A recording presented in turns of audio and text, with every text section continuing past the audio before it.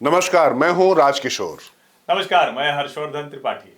तो आज जब आपसे मुखातिब हैं तो बहुत ज्यादा कुछ बात करने के लिए नहीं है, लेकिन इतना कुछ बात करने के लिए है क्योंकि बात है महाराष्ट्र की और झारखंड की और उसके साथ उत्तर प्रदेश, राजस्थान, पश्चिम बंगाल और पंजाब जैसे राज्यों के उपचुनावों की। और बात लेकिन सबसे ज्यादा होगी महाराष्ट्र की, क्योंकि महाराष्ट्र ने जो किया है हर्षवर्धन, वो अपने आप में अभूतपूर्व किया है, इतिहास रच दिया है। और दिल्ली में अगर नरेंद्र, तो महाराष्ट्र में देवेंद्र। कम से कम जनता ने मैंडेट दे दिया। क्या कहेंगे हर्षवर्धन? नहीं, मैं तो पहले कहूँगा, उससे पहले आपको बहुत ढेर सारी शुभकामनाएं जन्मदिन की। ऐसे ही राज की बात चलती रहे, बुलंदी बनी रहे। और जिसको कहते हैं ना कि हम लोग ढेर सारे ऐसे शोज तो करें ही, इससे इतर भी राज की बात वो पता चलती रहे। तो सबसे पहले आपको जन्मदिन की बहुत शुभकामनाएं। और देखिए, महाराष्ट्र की राजनीति पर तो मुझे लगता है कि, और आज इसीलिए हम लोग कोई अलग से विषयों की बात नहीं कर रहे हैं कि किन किन विषयों पर बात करें, क्योंकि वैसे ही भारत में चुनाव पर्व होते हैं और एक साथ पर्व इतना बड़ा हो जाए तो फिर उससे बड़ी चर्चा क्या होगी। मुझे लगता है कि देवेंद्र फडणवीस की चर्चा भारतीय राजनीति में, जिसको कहते हैं, थोड़ा कम हुई। बिल्कुल। और मुझे लगता है सबसे अंडर एस्टिमेटेड प्लेयर सबसे अंडर एस्टिमेटेड प्लेयर। आपको शरद पवार, पता नहीं कौन से लोग थे जो चाणक्य बोल दिया करते थे। मतलब थोड़ा तो सोचना चाहिए। उद्धव ठाकरे को, अरे बाला साहब ठाकरे की विरासत संभाल रहे हैं। कुछ लोग तो यहां तक थे कि अजीत पवार को भी बड़ा बना देते थे, लेकिन देवेंद्र फडणवीस की बात नहीं करते थे। मुझे लगता है भारतीय राजनीति में, भारतीय जनता पार्टी की राजनीति में नेतृत्व का एक नया पैरामीटर सेट हुआ है। बिल्कुल। जिस तरह से देवेंद्र फडणवीस 5 साल मुख्यमंत्री रहे, और महाराष्ट्र की राजनीति में कम लोग जानते हैं कि भैया जो क्या नाम है उनका, वो अरे जो कहते हैं बहुत बड़े 5 जिला वाले नेता, शरद पवार जी, जिनका अमित शाह ने धनानंद बना दिया, तो चाणक्य का धनानंद बना दिया। ठीक बात है। तो 5 जिले वाले नेता की कभी भी 5 साल की सरकार नहीं चली। फिर से दोहरा रहा हूं, 5 जिले वाले नेता की 5 साल मुख्यमंत्री रहने की नौबत नहीं आई। मतलब 5 सांसद और 50 से कम विधायक। बिल्कुल। और उसके आधार पर पूरे देश के चाणक्य बने घूम रहे थे। बिल्कुल। और देवेंद्र फडणवीस जो 5 वर्षों तक मुख्यमंत्री रहे, जिन्होंने महाराष्ट्र का, मुंबई का, नागपुर का, पुणे का, ठाणे का जो विकास की राजनीति का अध्याय था, उसको एकदम नए सिरे से लिखा। वो देवेंद्र फडणवीस, जिनको राजनीतिक सहूलियत और राजनीतिक मजबूरियों की वजह से मुख्यमंत्री से उप मुख्यमंत्री बनना पड़ा। बिल्कुल।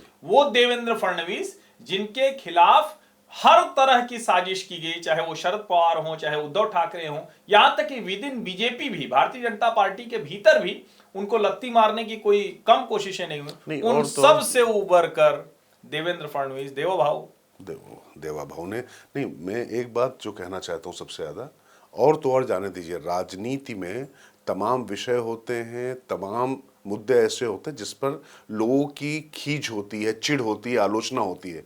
लेकिन आप याद करिए कि देवेंद्र फडणवीस वो शख्सियत है जिनकी पत्नी तक को नहीं छोड़ा गया। मैं ये चर्चा नहीं करना चाहता, और लेकिन कुछ बहुत अप्रिय चीजें होती हैं। ट्रोल आर्मी की तो बात जाने दीजिए, बड़े बड़े नेताओं ने किस तरीके से इस चीज को बढ़ाया। मतलब आज की तारीख में हिंदुस्तान में अगर कोई सेल्फ डिपेंडेंट, अगर कोई स्त्री है और उसका पति भी बड़ा आदमी है, तो उसको लेकर भी आप किस तरीके का भाव रखते हैं। लेकिन उसके बावजूद देवेंद्र फडणवीस ने लगातार प्रगतिवाद, असली प्रगतिवाद, प्रगतिशील वाला नहीं, ये ध्यान रखिएगा, असली प्रगतिवाद वाली राजनीति की, और संघ की पृष्ठभूमि से जुड़े रहकर कैसे पूरी तरीके से महाराष्ट्र को आधुनिकता के साथ में लॉन्च किया जा सके, ये पूरे प्रयास किए। और अनुशासन की तो पराकाष्ठा है भाई।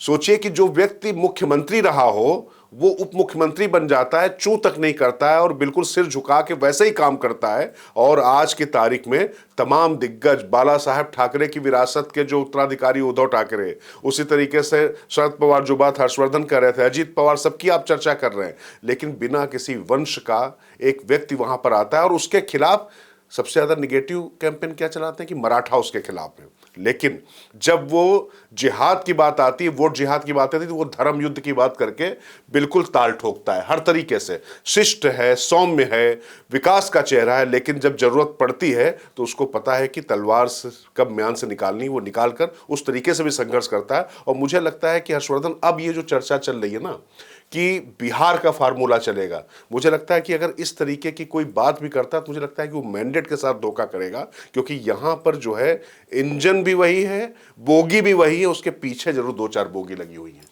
नहीं बिल्कुल, और ये आपने चूंकि वो चर्चा कर दी, ठीक बात है, मैं भी शायद वो चर्चा नहीं करता, लेकिन देवेंद्र फडणवीस की पत्नी पर जिस तरह की टिप्पणियां घटिया कुमार जैसे लोगों ने की, और वो तो खारिज किया हुआ व्यक्ति है, अपनी विचारधारा से लेकर, अपनी राजनीति से लेकर, अपने राज्य तक से जिसको खारिज कर दिया गया, और बाहर भी जाकर कुछ, तो ऐसे घटिया कुमार लोगों की क्या बात करना। लेकिन उस घटिया कुमार की टिप्पणी का जवाब भी देवेंद्र फडणवीस ने यही दिया कि देखिए, ये जिसको कहते हैं ना कि आप एक स्त्री को एक स्वतंत्र तौर पर नहीं देख पाते हैं, और कमाल की बात ये कि ये वो लोग करते हैं जो खुद फेमिनिज्म, नारीवाद, प्रगतिशीलता, स्त्री विमर्श, आधी आबादी, पता नहीं क्या क्या बोलते रहते हैं, लेकिन आधी आबादी ने कमाल किया, और उसमें दोनों ही चीजें रही। एक तो देवेंद्र फडणवीस जो नेता के तौर पर उभर कर आए, दूसरा राष्ट्रीय स्वयंसेवक संघ जिसने पहले दिन से इन चुनावों को अपनी प्रतिष्ठा का प्रश्न बनाया। शताब्दी वर्ष में संघ के मुख्यालय नागपुर वाले, महाराष्ट्र वाले राज्य में जीत बहुत जरूरी थी। और तीसरा एकनाथ शिंदे, उनकी भी प्रशंसा जमकर करनी चाहिए।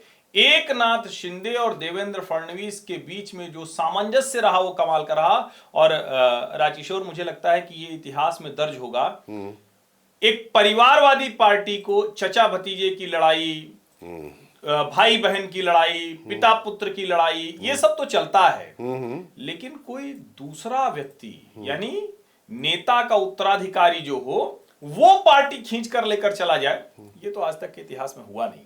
नहीं, देखिए, एक शिंदे ने कर दिखाया, शिंदे ने कर दिखाया, और कुछ आप देखिए अजीत पवार ने भी कर दिखाया। मतलब इस बार तो क्रेडिट अजीत पवार के तमाम उनकी जो नकारात्मक छवियां थी उसके बाद कर दिखाया। लेकिन शिंदे की एक बात बिल्कुल मैं इस पे मानूंगा कि बाला साहेब ठाकरे की विरासत का असली उत्तराधिकारी कौन है शिवसेना में, ये उन्होंने साबित कर दिया कि ये उस वंश में उपजा होना जरूरी नहीं है। जरूरी है कि उनका वैचारिक पुत्र कौन है, जो वैचारिक उनका अधिष्ठान है, जो आख्यान है, उसको आगे लेकर चलने वाला व्यक्ति कौन है, तो वो उन्होंने साफ कर दिया। और एक बात आप समझिए, शिवसेना और भारतीय जनता पार्टी ये नैसर्गिक, जिसको कहते हैं हम, पूरी तरीके से गठबंधन था। जैसे ही कोई दूसरे के साथ गया, कांग्रेस के साथ जाना मतलब बाला साहेब ठाकरे की विरासत को वो लोग कह रहे हैं कि तोड़ दिया भारतीय जनता पार्टी ने, और कह कौन रहा है? कांग्रेस। बिल्कुल है? आप सोचिए, मतलब कि, तो इस चीज को आप समझिए, जनता सब जानती, पब्लिक सब जानती है, और इस बार उसने दिखा दिया, समझा दिया। और जो आधी आबादी की आप बात कर रहे थे वो बड़ा महत्वपूर्ण है यहाँ पर, कैसे जो है पूरी तरीके से एन चुनाव के वक्त पहले जो है लाडली बहन योजना ने कमाल दिखाया, लाड़ो ने दिखाया, और यहाँ पर जो है माझी लाकड़ी ने कमाल कर दिया। और अब मुझे लगता है कि सबसे बड़ी बात है कि जो देवेंद्र फडणवीस की बात हम लोग कर रहे थे, शताब्दी वर्ष जब आरएसएस बना रहा है तो जो मुख्यमंत्री होना चाहिए वो वहां पर गणवेश में होना चाहिए। इसलिए मुझे लगता है कि महाराष्ट्र का जो मुख्यमंत्री है वो गणवेश में जब वहां पर मौजूद होगा तभी मतलब होगा। अब शिंदे तो गणवेश धारण करेंगे नहीं। देवा भाऊ निश्चित तौर पर संघ स्वयंसेवक के तौर पर, नागपुर के तौर पर एक शानदार ट्रैक रिकॉर्ड रहा। सबसे कम उम्र के नागपुर के मेयर के तौर पर अटल बिहारी वाजपेयी उनको मॉडल एमएलए कहा करते थे, क्योंकि देवेंद्र फडणवीस देखने में सुदर्शन है। उनका एक किसी कंपनी ने उनको मॉडल के तौर पर नागपुर में डाल दिया था, तो वो चित्र चला तो उन्होंने मॉडल एमएलए कहा। तो ये मॉडल एमएलए भर नहीं है, मॉडल बीजेपी कार्यकर्ता है, मॉडल मतलब आदर्श, तो आदर्श मुख्यमंत्री है। तो मुझे लगता है कि सबसे बड़ा और सबसे बेहतर दावा उनका बनता है। और देखिए, जब वो 105 पर थे तब भी उन्होंने सत्ता छोड़ दी थी, बिल्कुल, और अब 132 पर है। तो अब मुझे लगता है कि एकनाथ शिंदे को भी आगे बढ़कर कहना चाहिए, और मुझे नहीं लगता कि कोई बहुत दिक्कत है वो अगर उप मुख्यमंत्री हो जाए। लेकिन अगर किसी तरह के राजनीतिक समीकरण की वजह से देवेंद्र फडणवीस को मुख्यमंत्री भारतीय जनता पार्टी नहीं बनाना चाहती है, नहीं बना पाती है, कोई अंदरूनी, कोई राजनीतिक, कोई सामाजिक समीकरण हो, तो देवेंद्र फडणवीस से बेहतर राष्ट्रीय अध्यक्ष के लिए कोई चेहरा भारतीय जनता पार्टी के पास नहीं। मैं लगातार इस बात को कहता रहा हूं, फिर से आज दोहरा रहा हूं, भारतीय जनता पार्टी को अपने वैचारिक अधिष्ठान को मजबूत करना है तो देवेंद्र फडणवीस जैसा नेता ही चाहिए। नहीं, देखिए, एक बात तो बिल्कुल तय है कि नरेंद्र अब उनको देवेंद्र को महाराष्ट्र में रखेंगे या दिल्ली बुलाएंगे, इन दो में से कोई पॉसिबिलिटी नजर नहीं आती। लेकिन मैं फिर कह रहा हूं हर्षवर्धन, मुझे ऐसा लगता है कि जिस तरीके का मैंडेट आया है, ये सबसे 124 इससे पहले सबसे ज्यादा थी, 132 पर आए हुआ। तो ये अगर आप वहां पर इस समय नहीं करते हैं, देवा भाऊ को इस समय आप नहीं बनाते हैं, तो मुझे लगता है कि आप वही गलती कर रहे हैं। लंबा समय आपको लग गया बिहार में, अपनी जमीन आप लगातार खोते के अभी भी नहीं कर पाए। तो मुझे लगता नहीं कि ये करना चाहिए, क्योंकि जो एक चीज तो समझ में आ गई, एक है तो सेफ है, ये जो पूरा 17 सूत्री उलेमाओं की मांगे और जिस तरीके से जो हिंदवी स्वराज वाली जो बात थी, वो भारतीय जनता पार्टी ही उसकी असली उत्तराधिकारी है, और उसके साथ में जो शिवसेना है वही असली हिंदुत्व की संवाहक है। कम से कम इस वैचारिक, मुझे लगता है कि अधिष्ठान में, इसके आख्यान में कोई दिक्कत मुझे नजर आती नहीं। नहीं, कोई दिक्कत नहीं। लेकिन कई बार मैं इसीलिए कह रहा हूं ना कि निश्चित तौर पर चूंकि अभी राष्ट्रीय अध्यक्ष का भी चुनाव होना, और राष्ट्रीय अध्यक्ष कोई खांटी संगठन का हो, जैसे मैं अपनी भाषा में कहता हूं कि जो 3 साल तक सरकार की तरफ पैर करके सोए, मुंह भी न करे, तो ऐसा व्यक्ति हो। और देवेंद्र फडणवीस ने वो करके दिखाया। लेकिन निश्चित तौर पर देवेंद्र फडणवीस मुख्यमंत्री पद के लिए, और देखिए देवेंद्र फडणवीस ने जो कमाल का काम किया है, अभी जो मुंबई ट्रांस हार्बर लिंक जो 1966 में पहली बार प्लान होता है और मुंबई के लोगों को अब जाकर मिलता है। जो कोस्टल रोड की परिकल्पना कब से थी, अलग अलग जब मुंबई का विजन तैयार किया गया था तो वहां के बड़े लोगों ने तब ये तैयार किया था। ठाणे मीरा भाईंदर वहां तक जो मेट्रो लाइन जानी थी अभी तक नहीं बन पाई, अभी भी वो खंबे चल रहे हैं, अब जाके तेजी आई थी। जिस तरह से जो जलयुक्त शिविर जो किया था महाराष्ट्र में किसानों के लिए, वो कमाल का काम था। तो देवेंद्र फडणवीस एक जो विकास के साथ हिंदुत्व का नेता है, और महाराष्ट्र की जनता को, विशेष करके मुंबई के लोगों को जो उनको मिलना चाहिए वो मिला नहीं। मुंबई का स्पिरिट कह के आप उनको परेशान करते रहते हैं, उनको सेवाएं सुविधाएं। और ये जो उद्धव ठाकरे शरद पवार की जोड़ी थी, ये तो बड़ी खतरनाक है महाराष्ट्र के लिए। आते ही 7-8 लाख करोड़ के परियोजनाओं पर रिव्यू डाल दिया, समीक्षा डाल दिया, अभी भी कहा रोक देंगे, आरे मेट्रो कार शेड रोक देंगे। ये विकास विरोधी जो महाविकास अघाड़ी कहते थे, ये महाविकास पिछाड़ी है, और इसीलिए पिछड़ गई। मुंबई के लोग भला इनको क्यों बर्दाश्त करते? नहीं, आप सोचिए ना, आप कर क्या रहे हैं। जो आपने कहा ना कि मतलब उद्धव ठाकरे या अजीत पवार की बात होती थी, भाई यहाँ तो दिक्कत ये है ना कि नेहरू के उत्तराधिकारी राहुल गांधी को ही माना जा रहा है, क्योंकि वो उस वंश में पैदा हो गए हैं। तो ये जो चीज़ है, मुझे लगता है कि जनता इसका जवाब दे रही है अपने तरीके से। और उद्धव ठाकरे का जो अवसान है, संजय राउत जैसा जो बिल्कुल बैड माउथ व्यक्ति, क्या मतलब कहा जाए उस व्यक्ति के बारे में, क्या कुछ नहीं बोला उस किसी ने संजय राउत के बारे में कहा राजकिशोर कि वो इंटरनेशनल स्पोक्स पर्सन है। हाँ, दरअसल वो जिसको कहते हैं ना, जय का फाल मास्टर ऑफ नन। और कुल मिला के मैं ये कह सकता हूँ कि उस समय, मैं किसी को धृतराष्ट्र नहीं कह रहा हूं, लेकिन चूंकि धृतराष्ट्र उस समय अनीति की तरफ थे, संजय को तो खैर एक जिम्मेदारी दी गई थी, लेकिन ये संजय जो है ये अनीति की तरफ ही लेकर गया उद्धव ठाकरे को। अनीति, देखिए, मैं किसी खेमे में कोई बैठा उस लिहाज से नहीं कह रहा हूं, लेकिन जो सोच प्रगति के खिलाफ हो, विकास के खिलाफ हो, जरा धारावी प्रोजेक्ट की अब जरा बात कर लीजिए। वो एक सीट जरूर जीत गई है महाविकास अघाड़ी, लेकिन आप सोचिए कि वहाँ पर जो लोग तमाम रह रहे थे और वहाँ पर किस तरीके से जरायम पलता था, लॉ एंड ऑर्डर की भी समस्या थी, और कैसे जो है वहाँ पर अंडरवर्ल्ड भी वहाँ से ही संचालित होता था, लोग वहाँ से निकलते थे। कुल मिला के उनको एक अच्छा जीवन दिया जा रहा है, एक विकास की नया बयार बह रही है वहाँ पर। इसका आप विरोध करेंगे क्यों? क्योंकि आपको अपना एक नैरेटिव सेट करना है। और मैं फिर कह रहा हूँ, पूरी जिम्मेदारी के साथ कह रहा हूँ, जिस तरीके के पूरे सूत्र आ रहे हैं वो स्वाभाविक रूप से पूरा उसमें विदेशी हाथ दिखाई पड़ता है, सोच नहीं दिखाई पड़ती है, विदेश का हाथ जो है दिखाई पड़ता है। और राहुल गांधी उस मुद्दे को लेकर चलते हैं, उद्धव ठाकरे भी उसी मुद्दे को आगे बढ़ाते हैं। तो आप सोचिए कि आप महाराष्ट्र की जनता के साथ में, वहाँ आने वाले लोगों के साथ में, जो इकोनॉमिक कैपिटल जो हिंदुस्तान की कही जाती है, उसकी आप कैसी तस्वीर दिखाना चाहते हैं। तो मुझे लगता है कि ये जो विकास के खिलाफ जो बात हर्षवर्धन कह रहे हैं कि जो लोग थे उनको ये जवाब दिया गया है, ये बहुत महत्वपूर्ण है। नहीं, और इसमें ये भी आप समझिए ना, आप हवाई जहाज से भारत की फाइनेंशियल कैपिटल में उतरते हैं, भारत की फाइनेंशियल कैपिटल आर्थिक राजधानी से कहीं और जाते हैं, और आपको गंदी सी झुग्गी झोपड़ी वाली बस्ती नजर आती है। और आप क्यों चाहते हैं कि वहां रहे क्यों भाई? चाहते हैं भाई? जब उनको अच्छी जगह मिल रही है। किसका हित है? कौन से गुंडे, कौन से माफिया, कौन से ड्रग ये डीलर, पॉइंट ध्यान कौन से रखिएगा। आर्म्स डीलर, कौन लोग हैं जो मनी माफिया मसल पावर से, और ठीक है एक समय में नवाब मलिक हो, एक समय में शरद पवार हो, इनकी यही थी कि ये मनी माफिया मसल पावर को मैनेज कर लेते हैं। तो क्या उसके लिए मुंबई है? और मुंबईकर क्यों उसको झेले? तो मुझे तो लगता है, और मैंने उसको पढ़ा जो गौतम अडानी ने लिखा है धारावी रीडेवलपमेंट के लिए, उन्होंने लिखा जब मैं मुंबई आया तो मैं भी यहां आया था, लेकिन यहां के लोग बेहतर जीवन डिजर्व करते हैं। और किसी भी शहर में मैं ये मानता हूं कि अगर देश विकास की तरफ जा रहा है, अगर हम one of the 5th largest economy में से हैं, 3rd लार्जेस्ट इकोनॉमी की तरफ बढ़ रहे, तो हमारे देश के हर व्यक्ति का जीवन स्तर बेहतर होना चाहिए। झुग्गी झोपड़ी जैसी चीज तो नहीं होनी चाहिए। हाँ, उसमें जो भी नियम कायदे कानून हो, और देवेंद्र फडणवीस ने बड़ी अच्छी बात कही थी, उन्होंने कहा कि ये महाराष्ट्र सरकार का उपक्रम है, अडानी अगर नहीं ठीक से काम करेगा तो उसको निकाल के बाहर कर देंगे, शर्तें हम तय करेंगे। और मुझे लगता है यही होना चाहिए।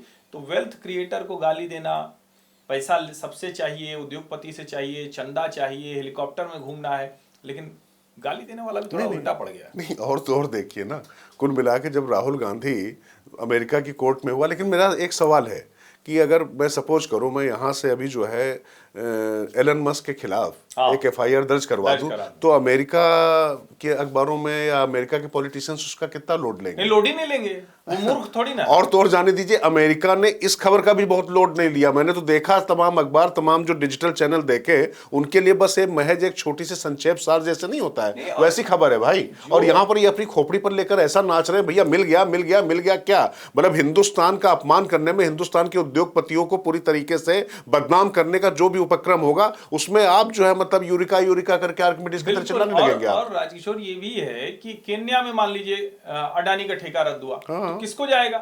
कोई चाइनीज कंपनी होगी या कोई और होगा, तो भैया उनका लाभ कौन कराना चाहता है? सवाल और है ना? भारत की कंपनी अगर दुनिया में ठेके ले रहे, और मैं बार बार याद दिलाता हूं 2006, 7, 8 में रतन टाटा जी अब नहीं रहे, हम लोग उनका बड़ा सम्मान करते हैं, उसी तरह से याद करते हैं, लेकिन उस वक्त जगुआर, लैंड रोवर, टेटली, जाने क्या क्या खरीदती चली जा रही थी। तो क्या भारत के विपक्ष को उस वक्त, क्योंकि उस वक्त तो नरेंद्र मोदी नहीं थे, लेकिन क्या आडवाणी जी को, जोशी जी को और जो पार्टी के दूसरे नेता थे उनको कहना चाहिए था कि नहीं नहीं, मनमोहन सिंह की सरकार बिक गई है, रतन टाटा के लिए सब कर रही। और अभी एयर इंडिया तो रतन टाटा को गया, टाटा समूह को गया, रतन टाटा क्या टाटा समूह को गया।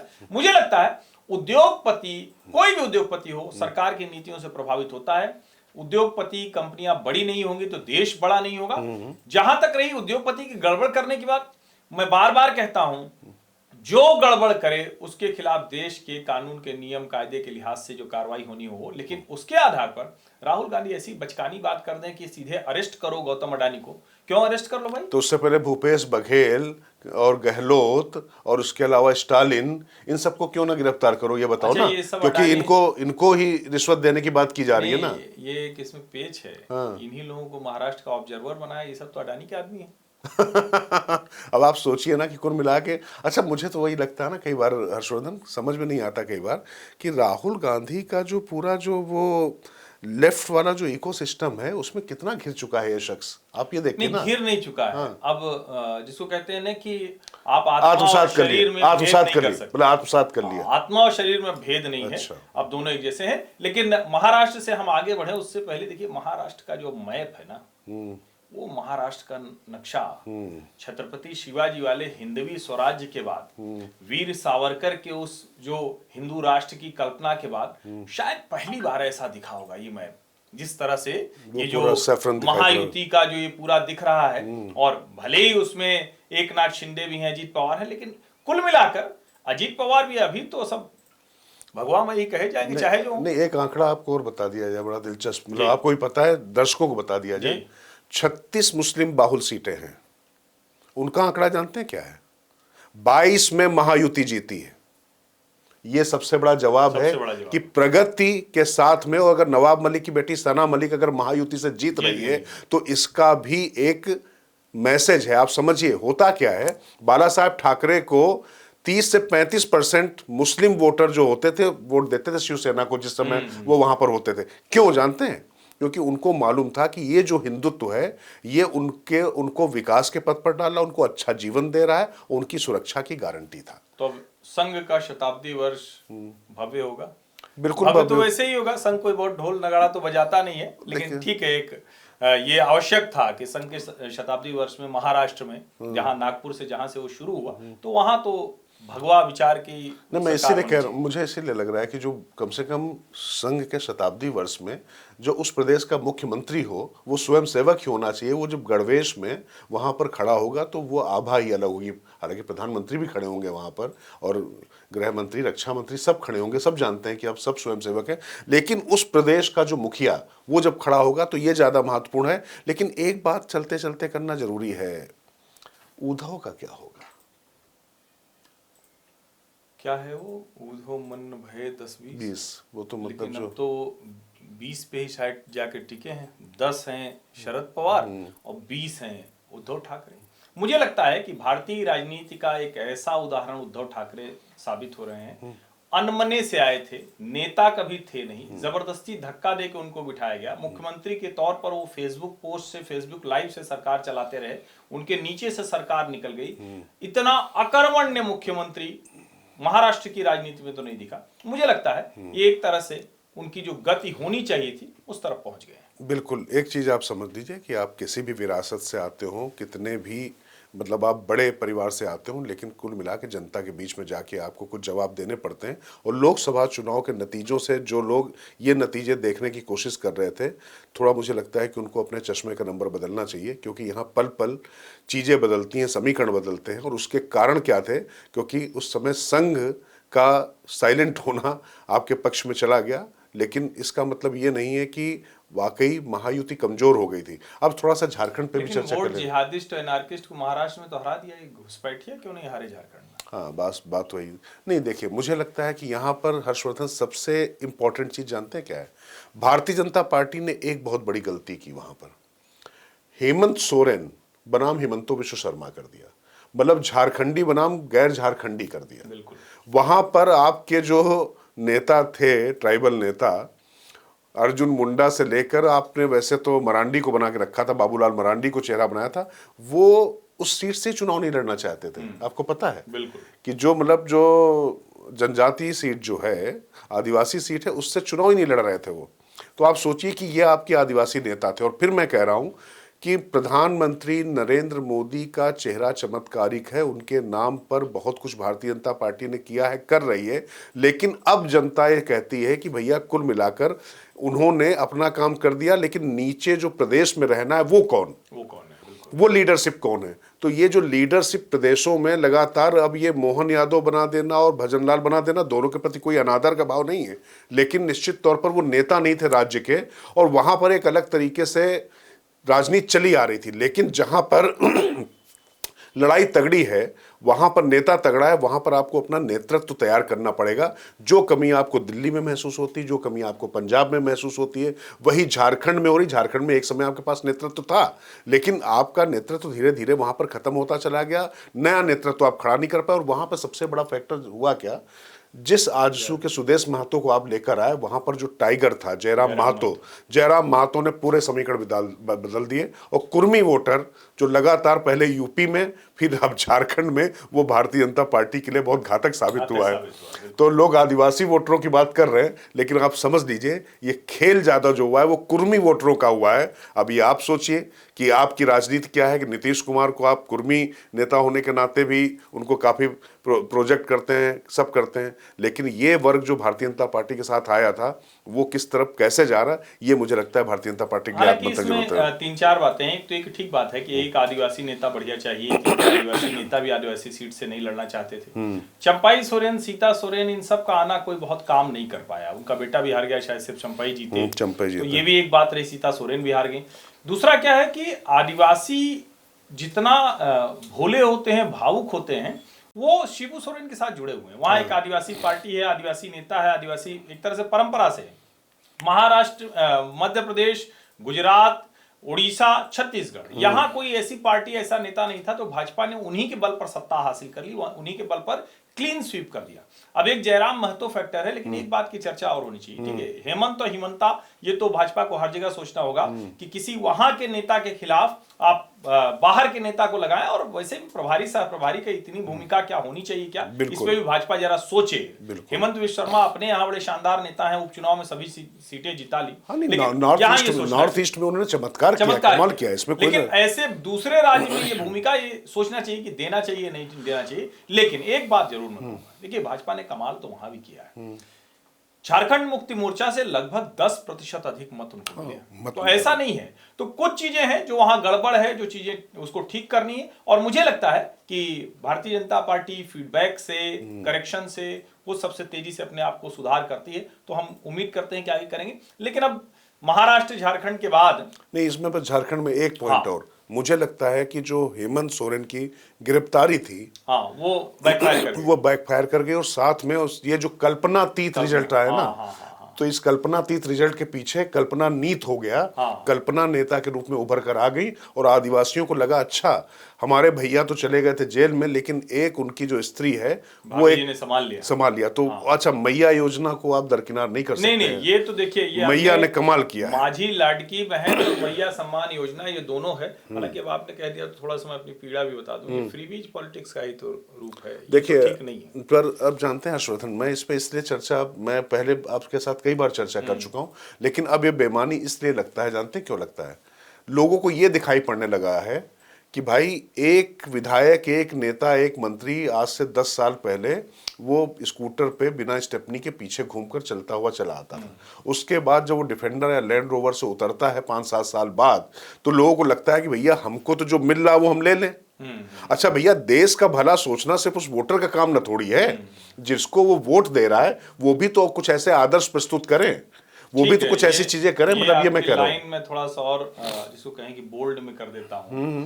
राजकिशोर कह रहे हैं कि नेता कैसा दिखेगा, अगर उसके जीवन में शुचिता, सादगी दिखेगी, बिल्कुल, तब वो मुफ्तहुआ राजनीति को खत्म कर पाएगा। अगर वहां दिख रहा है कि धन, वैभव, ऐश्वर्य, दमक चमक रहा है, बरस रहा है, और जनता से आप कहेंगे कि तुम 1000-2000 महीना भी न लो, तो ये नहीं चलेगा। लेकिन इसके बावजूद मेरा मानना है कि इस पर रोक लगनी चाहिए। प्रधानमंत्री नरेंद्र मोदी ने इसको लंबे समय तक रोक कर रखा, अब भारतीय जनता पार्टी भी इसी के दुष्चक्र में। लेकिन ठीक है, चलिए अब इससे आगे बढ़ते हैं। आगे बढ़ने से आपको बता दें, दिल्ली में मुझे लग रहा है कि अब जल्दी पड़ जाएगा ये। नहीं, वो तो रेवड़ी पर चर्चा कर रहे हैं अरविंद केजरीवाल। देखिए, अरविंद केजरीवाल ना तो वो दम ठोक के नेता है, चलिए उसी पे आ जाते हैं। और अरविंद केजरीवाल की पार्टी ने पंजाब में भी दिखा दिया कि उनको कितना दम है, तो रेवड़ी पॉलिटिक्स वो करेंगे, सीना ठोक कर करेंगे। अब इसका दूसरी पार्टियां करें, और देखिए जनता जिस पर भरोसा करती है वो कर लेती है। अब पंजाब में आम आदमी पार्टी पर किया, पश्चिम बंगाल में ममता पर किया, असम में हेमंता विश्व शर्मा पर किया, और देखिए आप अभी कह रहे थे कि भजन लाल शर्मा का भी आपने नाम लिया। हालांकि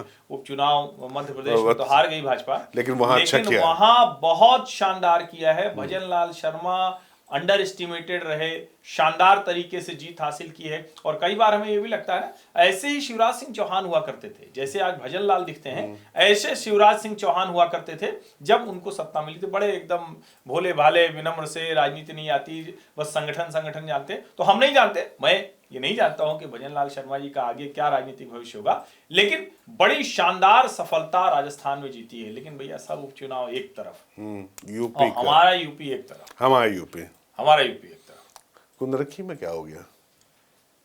अब देखिए, मतलब मैं और किसी जगह के लिए बात ही नहीं करूंगा, सिर्फ कुंदरखी की बात करूंगा। नहीं, हमने, आपको ध्यान में होगा, इसी शो में हमने कहा था, और मेरा अपना अनुमान था कि 5-4 होगा भाजपा के पक्ष में। हम लगातार ये बात कहते रहे, टीवी चैनलों पर भी कहते रहे। 7-2 हमको लगा चलो 6-3 हो जाएगा, लेकिन 7-2, वो भी कुंदरकी, और वो भी कुंदरकी।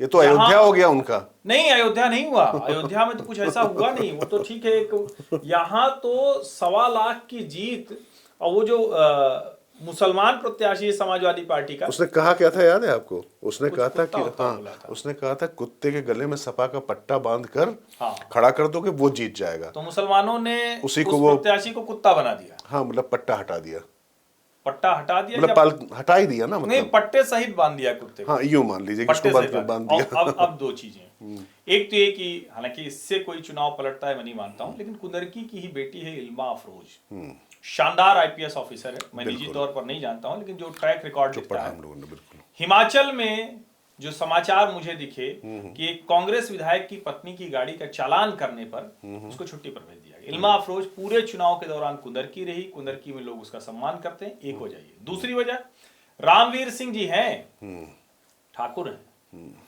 और योगी जी ने कहा कि लोगों को धर्म जाति नहीं याद रही, गोत्र याद रहा। हाँ, वो जो तो जितने तुर्क 88,000, 77,000 सैयद, वो सारे धर्मांतरित हैं क्षत्रिय से। तो जितने राजपूत कन्वर्टेड ठाकुर थे उनको दिख गया भगवा में योगी आदित्यनाथ, और वो हमेशा वो दिखाई टोपी भी लगाते हैं, सब कुछ करते हैं, रामवीर जी टोपी भी लगाते हैं, अच्छे लगते भी हैं उसमें जो है। और बेचारे 3 बार से हार रहे थे, इस बार जीत गए। लेकिन इसका मतलब क्या हुआ?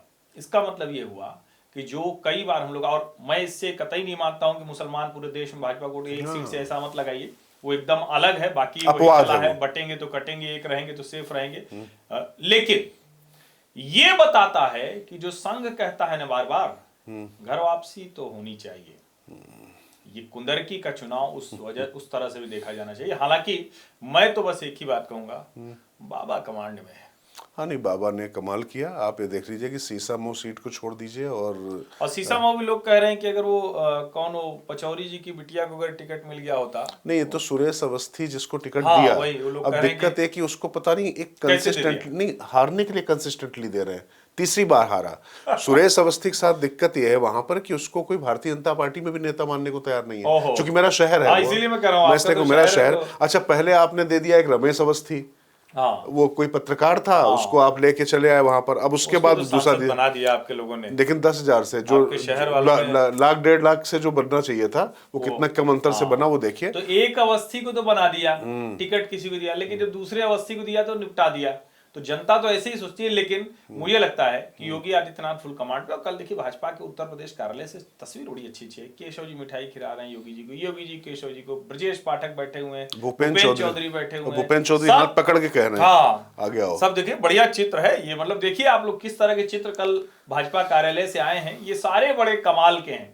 और मुझे लगता है कि अब उस चर्चा को भी फिलहाल पूरी तरह से विराम मान लें। ये जो रोज रोज कहते थे कि कौन क्या बदलाव होगा, क्या दिल्ली लखनऊ की लड़ाई है क्या? नहीं, देखिए, मुझे लगता है कि एक चीज तो हर्षवर्धन केंद्रीय नेतृत्व को समझ में आ चुकी है कि स्थानीय स्तर पर अगर नेतृत्व को खड़ा नहीं करेंगे और उसको बड़ा नहीं होने देंगे, तो हर चीज केंद्र से संचालित नहीं हो सकती। लेकिन मैं एक बात कहूंगा, योगी आदित्यनाथ को अपने प्रशासनिक कार्यशैली में बहुत ज्यादा परिवर्तन करने पड़ेंगे।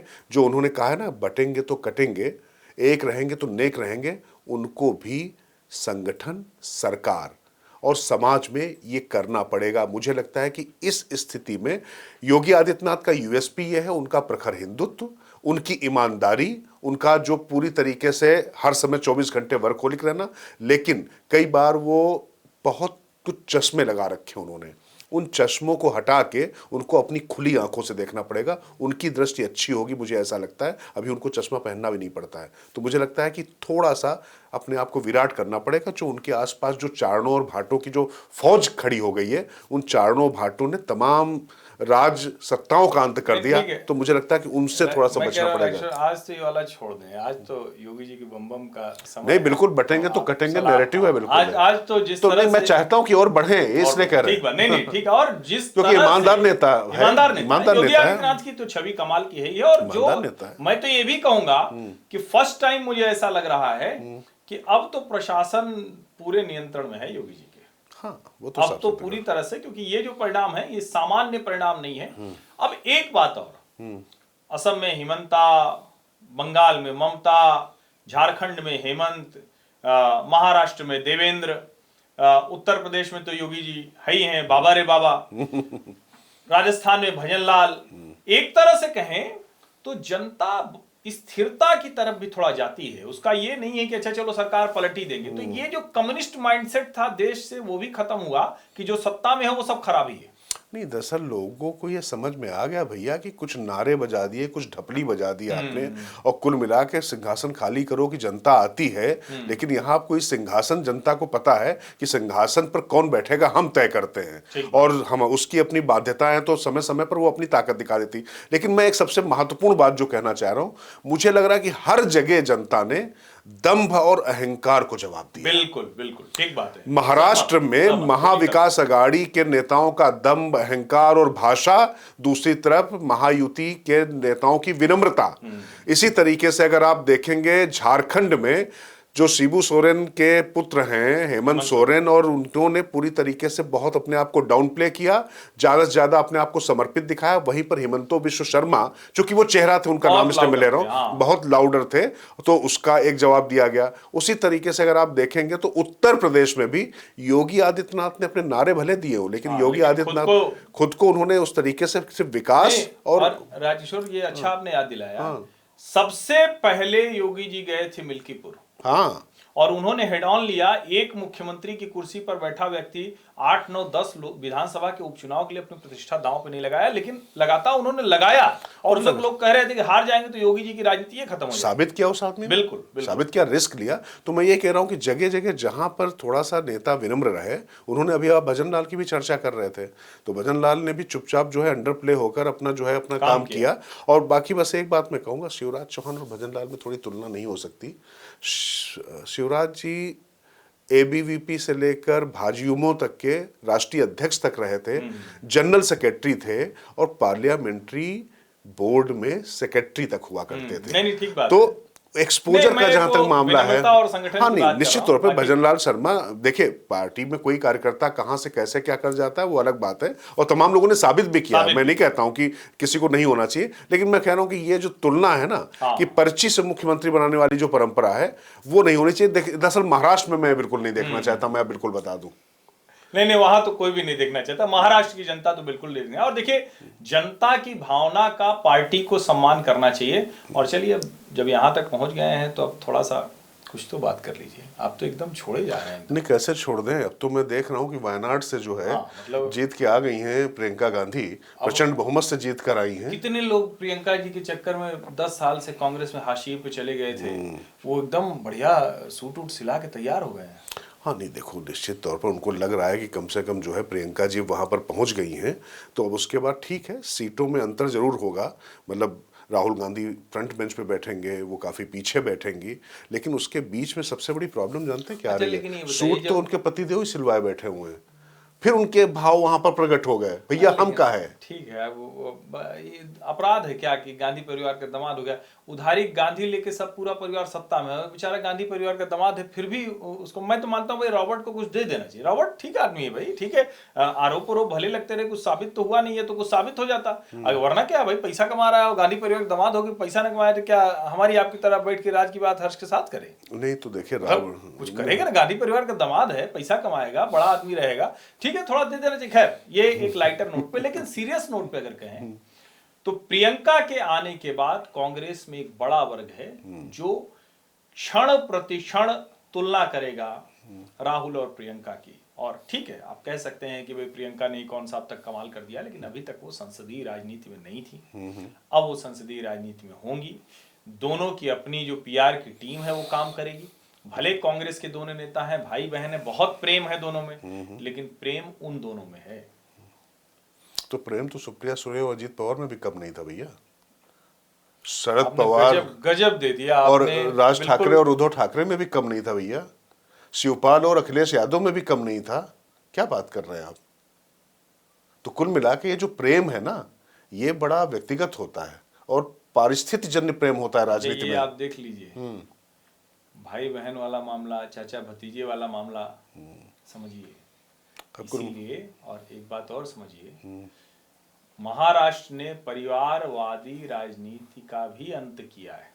भले अजीत पवार जीते, लेकिन परिवारवादी राजनीति तो शरद पवार और उद्धव ठाकरे के पास थी, और इनके परिवार वाले भी निपटे, और अब यहाँ वाले भी हैं, चौहान भी निपटे। हाँ, अब जरा देखिए, नहीं, अशोक चौहान तो नांदेड़ भी नहीं जीता पाए। वही कह रहा हूँ कि इनके परिवार वाले भी निपटे हैं, महायुति वाले भी। अब देखिए क्या होता है। और ये निश्चित तौर पर जो राहुल प्रियंका, ये रोज जो तुलना होगी, जो एक दूसरे के साथ वो अलग अलग पैमाने पर कसे जाएंगे, तो वो भी एक महत्वपूर्ण होगा। तो मुझे लगता है कि ये भी एक बड़ी बात है। हालांकि एक बात और मैं कहूँ जिसको ठीक से बात कर लेनी चाहिए, ईवीएम, बैटरी परसेंटेज, ये वाली जो महामूर्ख जमात है ना, इसको जनता सबक सिखा रही, फिर भी ये सीख नहीं रही। दरअसल जानते क्या हो रहा है हर्षवर्धन, वास्तविकता को नकार कर अगर आप बिल्कुल शुतुरमुर्गी रवैया अपना के अपना सिर मिट्टी में डाल लेना चाहते हैं तो ये आपकी मर्जी, लेकिन ये नहीं हो सकता इस देश में कि आप लगातार संस्थाओं पर प्रश्न खड़ा करते रहें। तो झारखंड में अगर नतीजे आपके पक्ष में आ जाते हैं तो उसको आपको छोड़ देना चाहिए। और इस चुनाव ने एक बात और तय कर दी, मुझे लगता है कि प्रधानमंत्री नरेंद्र मोदी ने जो एक बात कही थी कि कांग्रेस अपने सहयोगियों की पीठ पर चढ़कर ही उनका वोट खा रही है और उनके बूते जी रही है, मतलब परजीवी एक तरीके से बता दिया, वो ये इस चुनाव से साबित हो गया। महाराष्ट्र में जहां पर उनको इंजन बनना था वहां पर वो इंजन सबको ले डूबा। झारखंड में जहां पर वो हेमंत सोरेन की पीठ पर सवार थे वहां पर वो वेताल की तरह सवार हैं और सत्ता में भी जाने वाले हैं। तो ये तो सच है कि कर्नाटक और तेलंगाना, हिमाचल की जीत को अगर आप छोड़ दें तो उसके बाद सब जगह पर कांग्रेस की स्थितियां ऐसी हैं कि वो सहयोगियों के बूते ही वो आगे बढ़ पा रही है, अपने बूते सहयोगियों को आगे बढ़ाने की हैसियत उसमें नहीं है। और उत्तर प्रदेश में ये बात समझा दी थी अखिलेश ने, और मुझे लगता है कि दिल्ली में ये अरविंद केजरीवाल अब समझाने जा रहे हैं, पंजाब में समझा ही दिया है। मुझे लगता है ये बिल्कुल होने नहीं, जा रहा है। दिल्ली पे अलग से बात करेंगे, अब अगले एपिसोड में बात करेंगे। तब तक थोड़ा और माहौल गर्म हो जाएगा। अरविंद जी अपने तरह की राजनीति कर रहे हैं, भाजपा को बहुत कुछ तैयारी करनी है, लेकिन जाते जाते कुछ तो बताइए ना। चुनाव के बाद राहुल गांधी पे आपकी टिप्पणी तो चाहिए ना। ऐसे कैसे चलेगा कि भाई ब्रांड मोदी तो इंटैक्ट है, हरियाणा ने भी दिखा दिया, जलेबी की फैक्ट्री वैक्ट्री जहां खुलनी होगी खुली होगी, बंद हुई होगी, लेकिन अब राहुल गांधी कुछ नवासी हार ये भाजपा वाले चला तो रहे हैं बस कल से। अभी शतक पूरा होने में थोड़ा समय है। अरे तो तब तक प्रियंका जी प्रतीक्षा करेंगी? नहीं, प्रियंका जी तब तक प्रतीक्षा करें ना करें, लेकिन मुझे लगता है कि अब शतक पूरा नहीं होने देंगे क्या आप?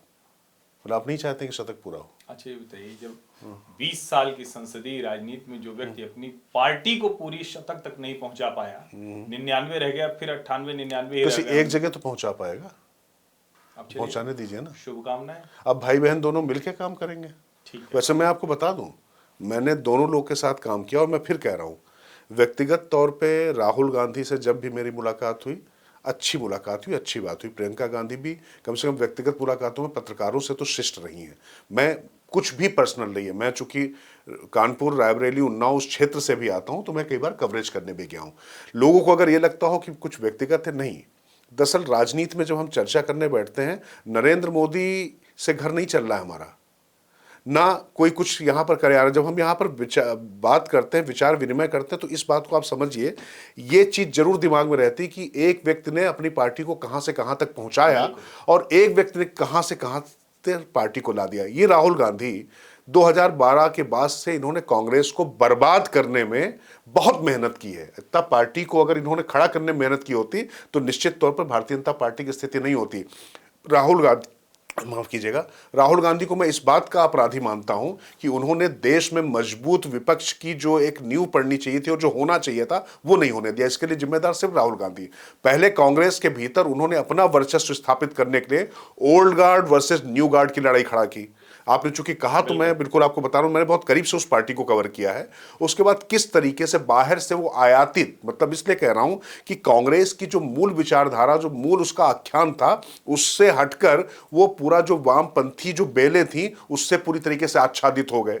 वो उन्होंने जब उनको पूरी तरीके से घेर लिया तो उन्होंने अब उसको पूरी तरीके से आत्मसात कर लिया है। कांग्रेस की ये वैचारिक स्थिति थी नहीं, ये वैचारिक शून्यता कांग्रेस के पास कभी थी नहीं, जो राहुल गांधी के समय में हो गई है। वो बार बार कभी बाहर से कुछ लेकर आते हैं, कोई अगल बगल वाला कुछ करके दे देता है। तो इसलिए मुझे राहुल गांधी से कोई व्यक्तिगत दिक्कत नहीं है। मुझे मेरा क्या जा रहा है, मुझे ना भाजपा से कुछ मिल रहा है, ना कांग्रेस से कोई मेरा नुकसान हो रहा है। लेकिन दिक्कत यह है, मैं चाहता हूं कि इस देश में लोकतंत्र अगर मजबूत होना चाहिए तो कांग्रेस को भी मजबूत होना चाहिए था, लेकिन मजबूत भारतीय जनता पार्टी नहीं करेगी, हम भी नहीं करेंगे, वो उनको करना पड़ेगा। देखिए जनता तय करेगी, और जनता को जब नहीं दिख रहा है कि किसी लायक है तो कोई क्या करे। और देखिए अंकल सैम फिर कुछ बताएंगे, वो जो लेफ्ट लिबरल कबाल है सो कॉल्ड, वो तय करता है, वो भारत चलाएगा, वो भारत का लोकतंत्र व्याख्यायित करेगा। तो ये तो भारत की जनता नहीं होनी चाहिए, स्वीकार है, और ये होना भी नहीं चाहिए। तो यही इसी नोट पे खत्म करें। हाँ, सबको शुभकामनाएं देती हूँ, और जनता जीती, जनता जनार्दन ने कमाल कर दिया। बिल्कुल। और जो कॉन्स्पिरेसी थ्योरी वाले थे, साजिशी सिद्धांत वाले, वो सब निपट गए। सबको हवाई कर दिया। ब्रिलियंट मैंडेट है। उन्होंने बताया कि जहां पर नेता, नेतृत्व और नीति है, वहां पर जनता उसके साथ में निरंतरता चाहती है। ये निरंतरता का मैंडेट है, मुझे लगता है ये ज्यादा महत्वपूर्ण है। और जो लोग अस्थिर विकसित रखना, भारत वाला मैंडेट विकसित भारत वाला मैंडेट है। बहुत बहुत बहुत धन्यवाद। नमस्कार।